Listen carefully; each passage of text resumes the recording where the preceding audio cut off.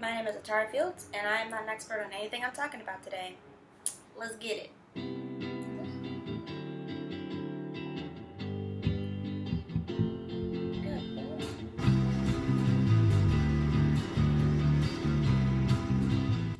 Cicero said, "Invention is the discovery of valid or seemingly valid arguments to render one's cause plausible." Of Aristotle's 5 canons of rhetoric, Cicero considers invention to be the most important of all divisions, and the one that is used in every kind of pleading. Cicero is concerned with rhetoric insomuch as it pertains to eloquence. He defines rhetoric as eloquence based on the rules of art. Given his proclivity for eloquence and rules, Cicero obviously developed the theory to compartmentalize controversies and allow speakers to strategically argue. He is concerned with doing invention well. According to Stasis theory, every controversy that exists to be argued can be divided into 4 distinct issues: fact, definition, quality, and procedure. This is the first step of every dispute. As we defend or argue any case, we define a dispute on the constitutio called into question. Where there is no distinguishable issue, no controversy exists. Disputes of fact can exist regardless of stage of controversy. The issue of what did or will occur requires conclusions based on evidence. There are a few polarizing issues in the Denton community. One that has garnered a lot of attention is a process that involves pumping fluids, primarily water and often toxic chemicals, along with sand or other similar substances under high pressure, into rock formations to crack them and allow the natural gas inside to flow to a production well. The question is whether this practice, known as hydraulic fracturing or fracking, can cause harm to local communities or the earth as a whole.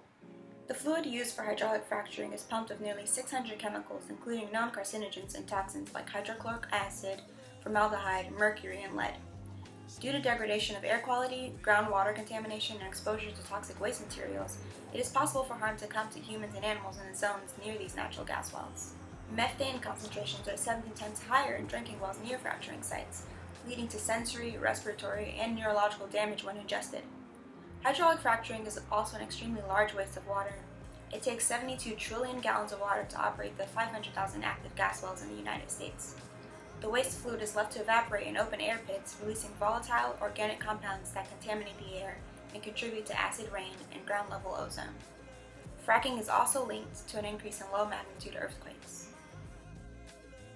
When there is an agreement on the facts of an issue, the question becomes what word describes what occurred. To what larger class does this belong? Should the concern be for hydraulic fracturing as an invasive capitalist industry and non-renewable energy, or as an environmental sustainability and health issue? We come to evaluate how serious this issue is and what the cost of potentially solving the issue would be. How big is the threat of hydraulic fracturing in Denton? Fracking hurts local property rights as well as local economy, since most beneficiaries do not reside in Denton.